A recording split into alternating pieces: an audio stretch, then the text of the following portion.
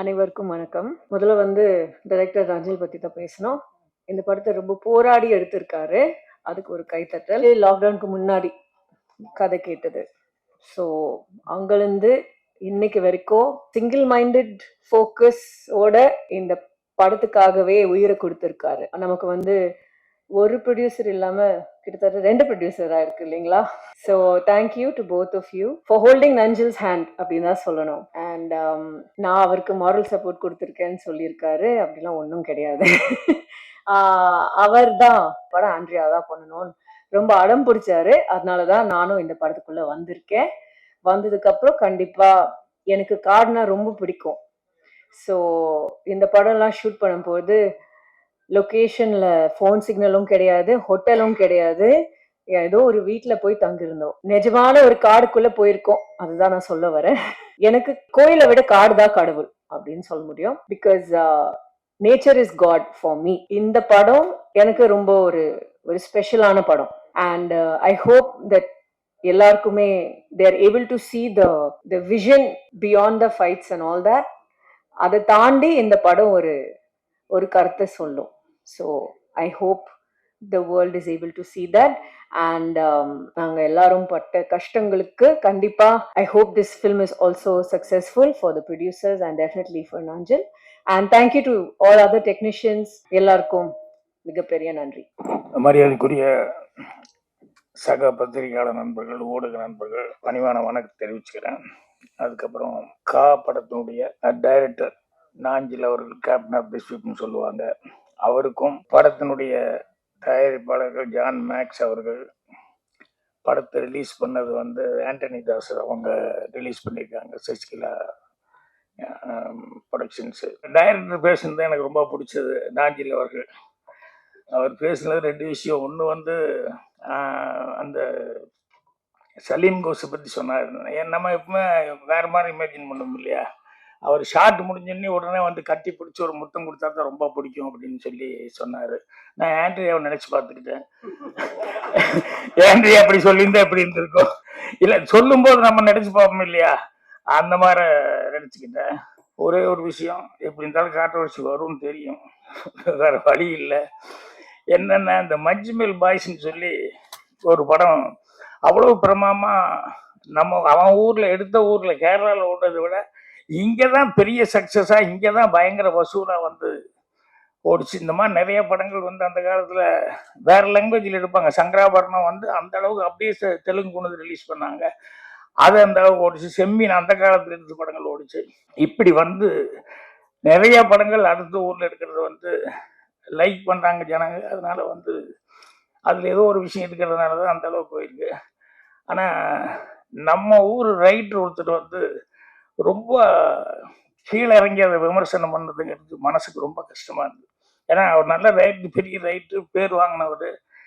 அது ஏன் மனசுக்கு வருத்தமாக இருக்குது அப்படின்னு சொன்னோம்னா, அது படத்தை மட்டும் விமர்சனம் பண்ணி ஒரு வார்த்தை விட்டுருந்தா பரவாயில்ல, வேற மாதிரி வார்த்தைகள் விட்டார். அதாவது படத்தை பற்றி விமர்சனமோ இல்லை படத்தை டைரக்டர் அதை பற்றி விமர்சனம் விட்டு பொதுவாக கேரளாக்காரங்க அதில் நடிச்ச நடிகர்கள் கேரளாக்காரங்க அப்படின்னு சொல்லி இந்த மாதிரி ஒரு வார்த்தை விட்டது அப்படிங்கிறது அது தமிழனுடைய நாகரிகமா இல்லை, நம்ம பண்பாடும் கிடையாது. ஏன்னா நம்ம எல்லாத்தையும் பாராட்டி தான் சொல்லிக்கிறோம் ஒழிய யாரையும் அவ்வளோ இறங்கி விமர்சனம் பண்ணல. ஸோ ஒரு ரைட்டர் அப்படி விமர்சனம் பண்ணார் அப்படிங்கும்போது ரொம்ப கஷ்டமா இருந்தது. என்னன்னா, சினிமாவில் என்ன வேணாலும் நீங்கள் விமர்சனம் பண்ணலாம். அந்த படத்துலேயே ஏதாவது எனக்கு அது பிடிக்கல, நீ தமிழ்னு இப்படி காமிச்சிருக்க அப்படி காமிச்சிருக்க அப்படிங்கிறது, இந்த மாதிரி வர்றதுங்கிறது தப்பு இல்லை. படத்தில் அது சரியில்லை இது சரியில்லைன்னு பர்சனலாக அந்த ஊருக்காரங்களை அப்படின்னு சொல்லி அப்படி பேசுனது அப்படிங்கிறது தான் ரொம்ப ஒரு கஷ்டமான ஒரு சமாச்சாரம். நான் அந்த நேரத்தில் சொல்லலான்னு அப்புறம் வெளியூர் அங்கேயும் சுற்றினது. அப்புறம் 2வது சூட்டோட சூடாக பேசி எரிய நெருப்புலும் மறுபடி கொஞ்சம் எண்ணெய் ஊற்றுற மாதிரி வர வேண்டாம், கொஞ்சம் சூடெல்லாம் அடங்கட்டும் அப்படின்னு சொல்லி தான் விட்டேன்.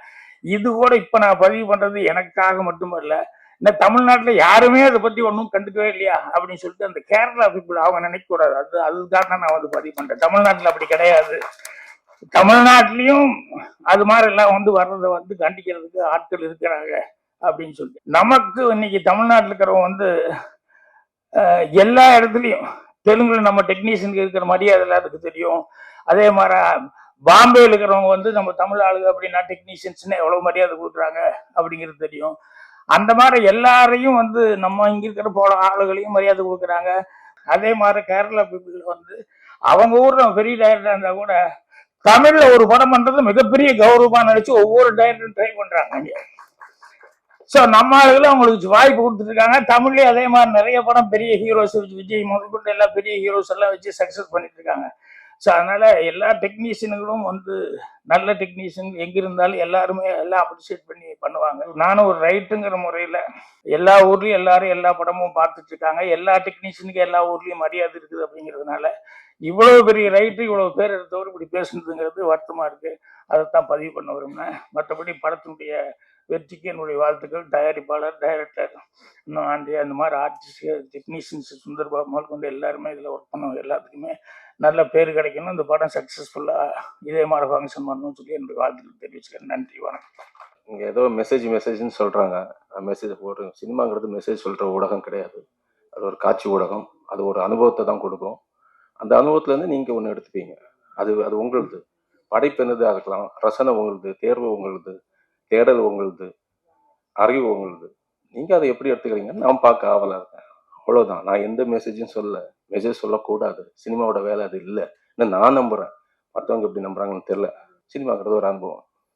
அப்புறம் நன்றி சொல்லணும்னா நான் வந்து ஆண்ட்ரியா அவர்கள் அந்த படத்தோட தொடக்க புள்ளியிலேருந்து இந்த நிமிடம் வரைக்கும் கூட நிற்கிறாங்க. மோரல் சப்போர்ட்டாக இருக்காங்க. அப்புறம் சரிங்க சார், கதையெல்லாம் கேட்க முடியாதுன்னாரு. இல்லை சார், திரும்ப ஃபோன் பண்ணுவேன். இல்லை சார், நீங்கள் பண்ணணும். கடைசியில் சரி நான் கதை கேட்கல, நீ ஒரு வாட்டி அவங்க கூட பேசணும்னாரு. சரி பேசுகிறேன். நான் ஒரு மணி நேரம் பேச்சு ஆரம்பித்து பேசி அன்னைக்கு ஃபுல்லாக எனக்கு என்ன சினிமா தெரியும், சினிமா நான் எப்படி புரிஞ்சு வச்சிருக்கேன்னு அவருக்கு தெரிஞ்சுக்கணும். சரி சார், நான் சினிமாவை நான் எப்படி புரிஞ்சு வச்சிருக்கேன்னா அதை புரிய வச்சேன். அவருக்கு பிடிச்சிருந்துச்சு. எனக்கு பிடிச்ச டேரக்டர்ஸ் எல்லாம் யாருன்னு கேட்டாரு. நான் எனக்கு பிடிச்சவங்க யாருன்னு சொன்னேன். அப்புறம் தான் ஒத்துக்கிட்டேன். அப்புறமும் கதை கேட்கல. சார் கதைலாம் வேணாம், நீ பண்ணுவேன் நம்பிக்கை இருக்குன்னாரு. சரி கடைசியில தான் வசனம் மட்டும் என்கிட்ட கேட்டார். நீ ஏதாவது வாயில வர்ற டைலாக் எல்லாம் இருந்தால் நான் பேச மாட்டேன் சொல்லிக்கோ. எனக்கு கொஞ்சம் அது ஒரு ஈகோ ஆயிடுச்சு. என்ன அது பேச மாட்டேன், நான் சொல்றதா நீங்க பேச போறீங்கன்னு. கடைசி வர நாளைக்கு ஷூட்டிங்னா இன்னைக்கு வர டைலாக் கொடுக்கல. எனக்கு ஒரு அந்த ஈகோ வந்துருச்சு. நான் சொல்றதான் சார் பேசுவீங்க. சரி பார்ப்போம், நீ சொல்ற நான் பேசுறேன்னா பார்ப்போம். மறுநாள் வந்தாரு, டைலாக் எல்லாம் கொடுத்தேன். சரி ஒன்றும் சொல்ல திமிரு அப்படிதான் சொன்னாரு.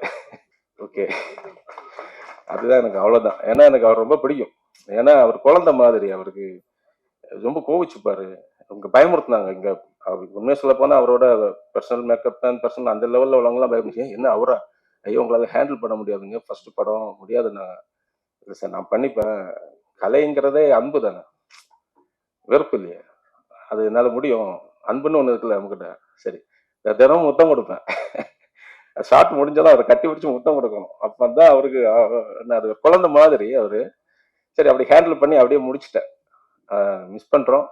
அப்புறம் ஆண்ட்ரியா, உண்மை சொல்ல போனா இந்த படத்தோட துவக்கத்துல இருந்து இந்த நிமிடம் வரைக்கும் என் கூட அவ்வளவு மோரல் சப்போர்ட், அவ்வளவு கடினமான சூழல்லையும் என் கூட நின்னாங்க. நன்றி ஆண்ட்ரியா. இசை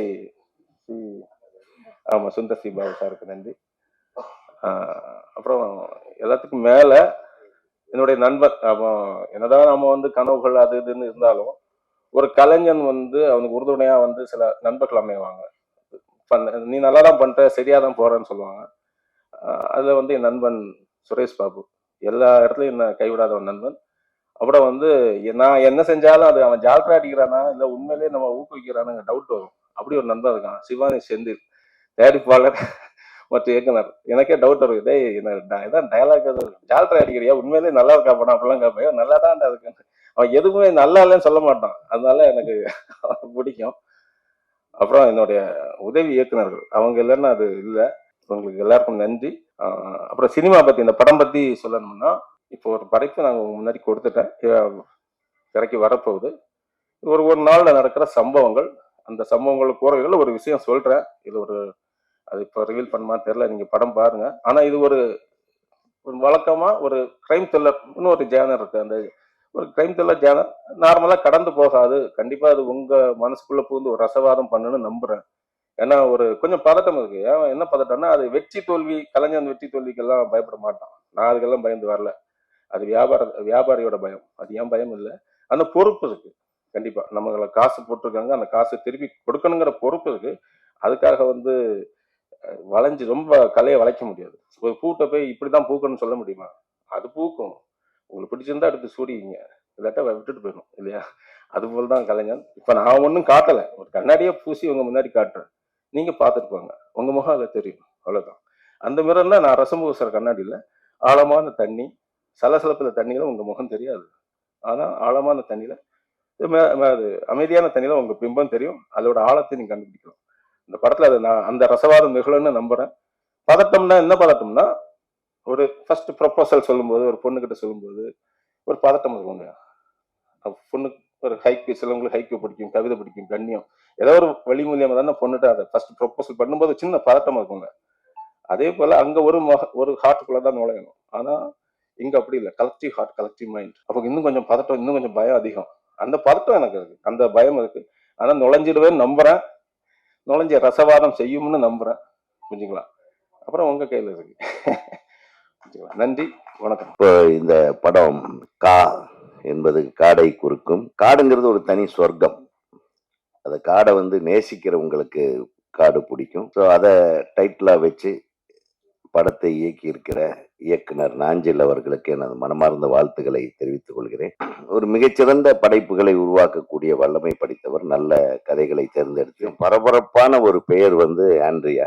நான் பத்திரிகையிலையும் இந்த மாதிரி யூடியூப்ல அவங்கள பார்த்துருக்கேன். மிக பரபரப்பான ஒரு கேரக்டரா இருக்கே, எல்லா விஷயங்கள்லயும் அவங்க பேர் அடிபடும். மிகச்சிறந்த பாடகி, மிக சிறப்பு. இந்த படத்துல நடிச்ச ஹீரோயின் இந்த ஒரு ஆடியோ ரிலீஸ்க்கு வந்திருக்கிறது மிகப்பெரிய ஒரு சிறப்பான விஷயம். நிறைய ஹீரோயினுங்க காசு வாங்குறாங்க, நல்லா நடிக்கிறாங்க, அப்புறம் வர்றதே இல்லை. அந்த படத்தின் வெற்றிக்கு பின்னாடி இந்த தயாரிப்பாளர் போனாலே மீட்டர் ஜாஸ்தி போட்டுருவாங்க. இதெல்லாம் கொஞ்சம் மாத்தணும். டைரக்டர் ஒழுக்கமா இருந்தா மட்டும்தான் இந்த படம் கரெக்டா வரும். அதுக்கப்புறம் டைரக்டர் ஏன் சரியில்லைன்றப்போ ப்ரொடியூசர் சரியில்லை, அதனால நான் சரியில்லைம்பாங்க. ஐயா ப்ரொடியூசர் சரியில்லை, டைம்ல காசு கொடுக்கல சார். ப்ரொடியூசரும் பிளான் பண்ணணும், ப்ரொடியூசரும் டைரக்டரும் உட்கார்ந்து பிளான் பண்ணணும். எனக்கு நம்ம படம், நம்ம காசு போடுறோம், நம்ம டைரக்டர் எல்லாம் உட்கார்ந்து நாளைக்கு என்ன நடக்க போகுது, நாளானிக்கு என்ன நடக்க போகுது, எத்தனை சீன் எடுக்க போறீங்க, எத்தனை காட்சிகள், எத்தனை ஷாட் எடுக்க போறீங்க, முடிஞ்சு போச்சு. பாலாஜி சார் உங்களுக்கு எல்லாத்துக்கும் தெரியும், மிகப்பெரிய ப்ரொடியூசர், சுஜாதா சினியார்ட்ஸ். அவர் ஒரு படம் எடுத்துட்டு இருந்தப்போ நாங்கள் அவர் ஆஃபீஸ்க்கு போகிறோம், ஃபில்ம் இன்ஸ்டியூட்டில் படிக்கும்போது. சும்மா போய் பார்க்கும்போது அவர் டேபிளில் ஏதோ பேப்பரை வச்சுருந்தோம். வாங்க தம்பிக்கெல்லாம் என்னென்ன, சும்மா தான் சார் உங்களை பார்த்துட்டு போவோம் தான், இந்த ரெக்கார்டிங் தேட்டரில் நாங்கள் எங்கள் படங்களுக்கெல்லாம் ஒரு ரீ ரெக்கார்டிங் பண்ண வாய்ப்பு கொடுங்க, எடுத்து பண்ணுங்கப்பா அப்படின்னாரு. அப்போ பண்ணிட்டு பேசிட்டே இருந்தார். பேசிட்டு இருந்தது ஒன்றும் இல்லை, ஷூட்டிங் நடக்குது. அந்த ஷூட்டிங் இன்னைக்கு 3 மணி. இப்போ 3வது சீனில் 7வது ஷாட் எடுத்துட்டு இருப்பார் டைரக்டர்ன்றார். தயாரிப்பாளருக்கு என்ன அந்த டைரக்டர் அங்க செய்யறாருன்றது சரியா சொல்ல தெரியுதுன்னா எவ்வளவு அண்டர்ஸ்டாண்டிங் இருந்திருக்கும், எவ்வளவு சிறப்பான ஒரு தொழிலாக இந்த திரைத்தொழிலை செய்து கொண்டிருப்பார்கள் என்பதை சற்று சிந்தித்துப்பார்கள். இப்போ பெரும்பாலும் பட்ஜெட்டுகள் ஜாஸ்தி ஆகிறது காரணம் சரியான திட்டமிடல் இல்லாததுதான். If you have not planned properly you cannot achieve things properly. இப்பவும் சொல்றோம், தமிழ் சினிமாவில் மட்டும்தான் ஒரு பெரிய சாபக்கேடுன்னா 90 டைரக்டர் இன்னைக்கு ரிட்டையர்டு டைரக்டர்ன்றாங்க. ஹாலிவுட்ல ஒருத்தன் நடக்க முடியாத சூழ்நிலையில ஆன்லைன்ல டைரக்ட் பண்றான். டைரக்ட் பண்ற இடம் அமெரிக்கா, ஷூட்டிங் நடக்கிறது வந்து இட்டாலி. யோசனை பண்ணி பாருங்க. கிரியேட்டருக்கு வயசுன்றதே கிடையாது. நான் மேல இருக்கிற தயாரிப்பாளர்களுக்கெல்லாம் சொல்லுகிறேன், பாக்கியராஜ் சாரை கூப்பிட்டு இப்ப படம் பண்ண சொல்லுங்க, அவரை விட சிறந்த திரைக்கதை அமைத்து ஒரு வெற்றி படத்தை யாராலும் கொடுக்க முடியாது. நம்ம கிட்ட இல்லாத சரித்திரம் எதுவுமே கிடையாது. முதல்ல இந்தியாவிலேயே பேன் இந்தியா படம் எடுத்தது நம்ம எஸ் வாசன் அவர்கள். சந்திரலேகா படம் இந்தியா ஃபுல்லா ரிலீஸ் ஆச்சு. அது இப்பதான் ஏதோ பேன் இந்தியான்னு புதுசா பேர் போட்டுக்கிறீங்கன்னு நினைக்காதீங்க. We are not old. ஆக ஆண்ட்ரியா அவர்களுக்கு இது ஒரு மிகப்பெரிய வெற்றி படமாக அமைய வாழ்த்துகள். ஒரு வித்தியாசமான திரைக்களத்தில் ஒரு வித்தியாசமான திரைப்படத்தை எடுத்திருக்கும் ஜான் மேக்ஸ் அவர்களுக்கு எனது மனமார்ந்த வாழ்த்துக்களை தெரிவித்துக் கொண்டு, மிகப்பெரிய வெற்றி படமாக இது அமைய நீங்கள் வழிவகுக்க வேண்டும் என்று கூறி ஆல் தி பெஸ்ட். நன்றி, வணக்கம்.